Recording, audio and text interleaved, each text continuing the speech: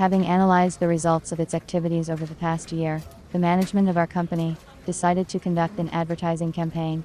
As part of our marketing strategy, we plan to produce our popular product, hand cream in a plastic tube of 80 milliliters. Plastic tubes, a type of pharmaceutical packaging, which is used for metered packaging of creams and ointments. After hermetic sealing is a reliable container for storage and use of cosmetic and medicinal products. We have been manufacturing cosmetics for 20 years, and we are part of a large production association in Arkhangelsk. It was planned to start producing the cream in a new tube in 5 months, in order to conduct an advertising campaign in the shortest possible time.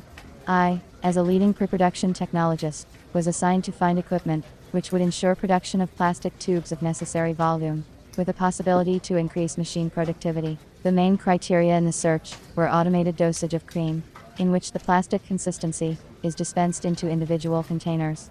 An important condition was to ensure the output of at least 200 tubes per hour, with the possibility of increasing it later.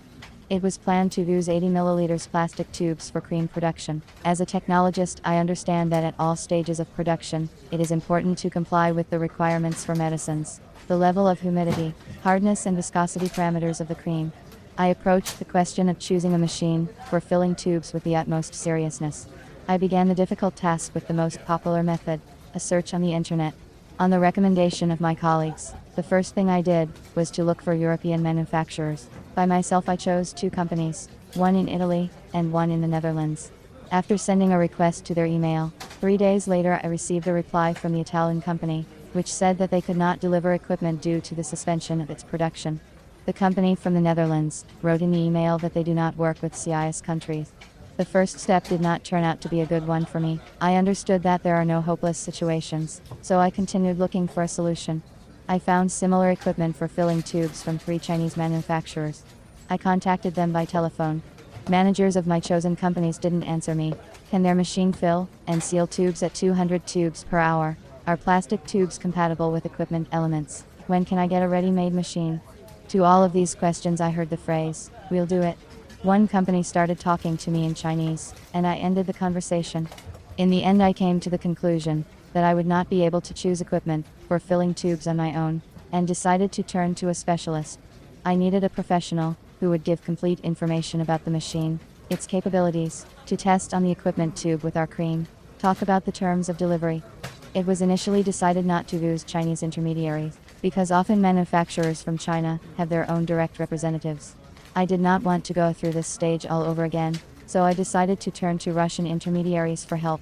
I made the choice of a specialist, based on the following criteria: long period of work in the market of pharmaceutical equipment sales, positive customer feedback, the availability of information on the company's website, and convenient terms of delivery of the machine. According to these parameters, I selected 4 companies. Having sent all my requests by an email, I still have not received a response from 2 of them. One company from Samara warned me that they do not have their own adjuster, and that all the equipment installation work must be done by myself. This option did not suit me. Only one manager from Moscow was able to quickly give me competent and constructive answers to my questions. I also liked the business-like approach of this specialist. The manager of this company was polite, asked a lot of clarifying questions about the characteristics of the cream, the required capacity of the equipment, what types of dosage are necessary. After preliminary consultation by phone, the specialist suggested our automatic machine for filling and sealing of plastic tubes with different dosage forms, from 3 milliliters to 50 milliliters, and from 10 milliliters to 100 milliliters. I have agreed on this option with the management of our company, and we have signed a contract for the supply of the automatic machine for filling and sealing plastic tubes. During the entire manufacturing period, I received an email report on the readiness of my order.